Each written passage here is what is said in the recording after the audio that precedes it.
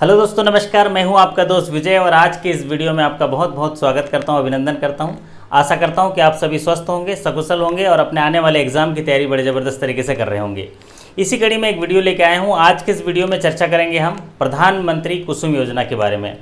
तो ये सरकार की एक महत्वाकांक्षी योजना है। तो अगर पिछले एग्जाम्स का अनुभव को देखा जाए तो कई बैंकों में इसके एक सवाल पूछे गए हैं, तो इसीलिए ये योजना काफ़ी महत्वपूर्ण है और आने वाले एग्जाम में भी इससे पूछे जाने की संभावनाएं हैं। तो चलिए आज के वीडियो में चर्चा करते हैं भारत सरकार की एक महत्वाकांक्षी योजना प्रधानमंत्री कुसुम योजना। जी हाँ दोस्तों, भारत सरकार किसानों की आय दोगुना करने के लिए, उनकी आय किस तरह से बढ़ाई जा सके उसके लिए विभिन्न योजनाओं को लेकर आती रहती है। और इसी कड़ी में 18-19 के बजट में सरकार ने एक योजना बनाई जिसको बोलते हैं प्रधानमंत्री कुसुम योजना। और इस योजना के तहत किसानों के लिए एक नई योजना का शुभारंभ किया गया जिसे प्रधानमंत्री कुसुम योजना का नाम दिया गया। और इसका अगर फुल फॉर्म देखा जाए तो प्रधानमंत्री कुसुम योजना का जो फुल फॉर्म है प्रधानमंत्री किसान ऊर्जा सुरक्षा एवं उत्थान महाअभियान, इसको नाम दिया गया।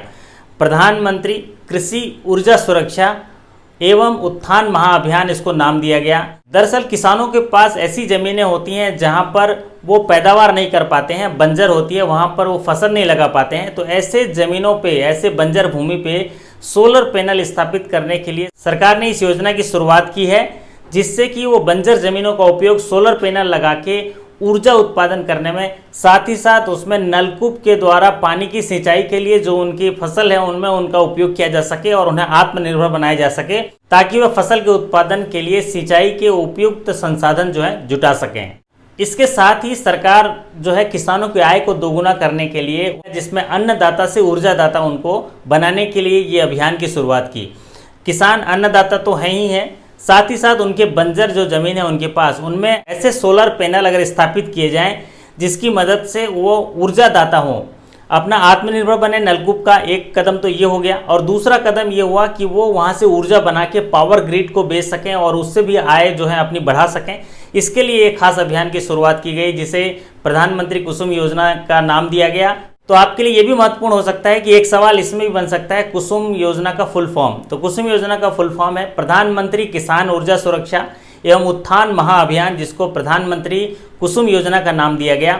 तो ये एक इम्पॉर्टेंट है जो आपको उसका फुल फॉर्म जानने के लिए, कि जैसे आपसे ये भी पूछा जा सकता है कि प्रधानमंत्री कुसुम योजना में यू का क्या मतलब हुआ। तो यू का मतलब हुआ ऊर्जा और यू का मतलब हुआ उत्थान, और अगर दोनों दिया है तो दोनों सही होगा। तो यहाँ पर अगर एस पूछा जाएगा तो एस का मतलब हो गया सुरक्षा और एम का मतलब हुआ महाअभियान। ये योजना जो है ministry of new and renewable energy के जो मंत्रालय हैं उनके द्वारा संचालित किया जाता है। It is implemented by ministry of new and renewable energy, जो MNRE बोलते हैं, जिसको ministry of new and renewable energy का जो मंत्रालय है उसके द्वारा इसका इम्प्लीमेंटेशन जो है किया जा रहा है। जैसा कि भारत देश में सरकार की जो योजनाएं हैं कि 2030 तक जो गैर डीजल या गैर ऑयल से जो ऊर्जा उत्पादन है, इलेक्ट्रिक पावर को बढ़ाने की जो 40% जो कमिटमेंट भारत सरकार ने की है, उसी के पहल के रूप में इस योजना की शुरुआत की गई है। तो as a part of intended national determined contribution, India has committed to increase the share of installed capacity of electric power from non-fossil fuel sources to 40% by 2030। तो जो गैर डीजल गैर ऑयल से जो ऊर्जा बनाने के लिए इलेक्ट्रिक पावर है उसको 40% बनाने का जो इंडिया का कमिटमेंट है 2030 तक, उसके तहत इस अभियान की शुरुआत की गई है। अगली महत्वपूर्ण बात है कि जो कैबिनेट ने है इस योजना को जो अप्रूव किया है उसमें जो स्केलिंग अप किया हुआ है पावर को, कि जो 20,000 मेगावाट के जो कनेक्टेड पावर ग्रिड हैं उनकी कैपेसिटी 1 लाख तक बढ़ाने के लिए जो ये योजना किया है उसको स्केल अप करने की जो है लक्ष्य दिया गया है। और ये लक्ष्य जो है 2022 तक के रखे गए हैं और उसी की पूर्ति के लिए ये योजना की शुरुआत की गई है। The cabinet had approve scaling up of solar power target from 20,000 megawatt of grid connected solar power project to 1 lakh megawatt by 2022। तो ये एक महत्वपूर्ण जो उद्देश्य हैं इनके रखे गए हैं। एक तो 2030 तक जो नॉन फॉसिल फ्यूल जो हैं उनमें से पावर बनाने के लिए 40% जो बढ़ोतरी करने के लिए कमिटमेंट है, और दूसरा जो 20,000 मेगावाट के पावर कनेक्टेड हैं उनकी कैपेसिटी जो है सोलर पैनल के माध्यम से 1 लाख मेगावाट करने के लिए जो लक्ष्य रखा गया है 2022 तक, ये एक महत्वपूर्ण बिंदु है। तो प्रधानमंत्री कुसुम योजना का जो ऑब्जेक्टिव के बारे में अगर बात करें तो प्रधानमंत्री कुसुम योजना की पहली महत्वपूर्ण बात है कि इस योजना के तहत 20 लाख किसानों को जो है स्टैंड अलोन सोलर पंप दिए जाने के लिए लक्ष्य रखे गए हैं। मतलब जो 20 लाख किसानों को हैं वो सेंट्रल सेक्टर असिस्टेंट के तहत सेंट्रल गवर्नमेंट के माध्यम से उनको स्टैंड अलोन जो है सोलर पंप दिए जाएंगे, ताकि वो अपने फसल की पैदावार के लिए, सिंचाई के लिए उपयुक्त बंदोबस्त कर सकें। और ये जो सोलर पंप की सहायता है जो है सेंट्रल गवर्नमेंट के द्वारा दी जाएगी। और स्टैंड अलोन सोलर पंप का मतलब वो आत्मनिर्भर बनने के लिए, खुद को साबित करने के लिए उनको जो है सोलर पंप दिया जाएगा। दूसरी महत्वपूर्ण बात है कि जो अन्य 15 लाख किसान हैं वो ग्रिड से जुड़े पंपों को सोलराइज करने में मदद की जाएगी उनको। जो और 15 लाख किसान हैं उनका लक्ष्य रखा गया है कि उनको ग्रिड से जुड़े पंपों को सोलराइज किया जाएगा, ताकि उनकी आत्मनिर्भरता को जो है बढ़ाई जा सके। तीसरी महत्वपूर्ण बात है, किसान जो मिट्टी तेल और डीजल के ऊपर निर्भर रहते हैं उनकी निर्भरता को खत्म करने के लिए सोलर ऊर्जा की ओर अग्रसर करते हुए उनकी जो आत्मनिर्भरता है वो बढ़ाई जाएगी और जो मिट्टी तेल के उपयोग या डीजल के उपयोग को जो है कम किया जाएगा। चौथी महत्वपूर्ण बात जो है, किसानों के पास जो भी बंजर जमीन है उस पर सौर ऊर्जा का उत्पादन के लिए प्रोत्साहित किया जाएगा। जो किसानों के पास ज़मीनें हैं बंजर, वहाँ पर सोलर पैनल लगा के सौर ऊर्जा का उत्पादन करें और जो अधिशेष ऊर्जा है उनके उपयोग के बाद उनको ग्रिड को जो है बेचें, और जिसके लिए किसानों को प्रोत्साहित किया जाएगा, उनको जो है पूरी मदद की जाएगी। इस योजना की ये महत्वपूर्ण बातें हैं। आशा करता हूँ कि आपको सरल तरीके से यहाँ समझ में आ गया होगा। अब इस योजना को जो है लॉन्च किया गया है, इसको 3 कैटेगरी में इसके घटक दिए गए हैं कि किस तरह से स्टेप बाय स्टेप उसको परिचालन किया जाएगा या इस योजना को जो है इसको संचालित किया जाएगा। इसके 3 घटक हैं। The new scheme farmer for following component, तो 3 कंपोनेंट हैं। तो घटक ए के अनुसार 10,000 मेगावाट की पैदावार वाले डिसेंट्रलाइज्ड यूनिट बनाए जाएंगे या ऐसे माउंटेड ग्रिड बनाए जाएंगे ताकि उनको रिन्यूएबल एनर्जी का जो उत्पादन किया जाए, तो पावर बेस्ड प्लांट बनाए जाएंगे और उन्हें सोलर पैनल के साथ कनेक्ट किया जाएगा। तो setting up of 10,000 megawatt of decentralised ground stilt mounted grid connected solar और other renewable energy based power plant, तो ऐसे पावर प्लांट बनाए जाएंगे जिनकी उत्पादन क्षमता 10,000 मेगावाट तक होंगी और उनको जो है सोलर के माध्यम से उनको कनेक्ट किया जाएगा। और इसके जो घटक बी हैं, कंपोनेंट बी हैं, जिसके तहत किसानों को जो है स्टैंड अलोन जो है सोलर पंप दिए जाएंगे। Installation of 17.50 lakh stand alone solar pumps, तो ये सोलर पंप किसानों को दिए जाएंगे ताकि वो अपने फसल की पैदावार के लिए उस सोलर पंप के माध्यम से सिंचाई के लिए बंदोबस्त कर सकें और अपने फसल की पैदावार में आत्मनिर्भर बन सकें। और कंपोनेंट सी है जिसमें 10 लाख जो किसान हैं उनके एग्रीकल्चर पंप को जो है सोलर ग्रिड से जोड़ा जाएगा। तो solarization of 10 lakh grids connected agriculture pump, तो ये 3 घटक हैं, जिसमें पहला घटक है जिसमें 10,000 मेगावाट के ऐसे यूनिट्स जो बैठाए जाएंगे। और दूसरी बात है कि 17.5 लाख किसानों को जो है स्टैंड अलोन सोलर पंप दिया जाएगा। और तीसरी बात है जो अन्य किसान हैं उनको जो है पावर ग्रिड से उनके सोलर पंप को जोड़ा जाएगा।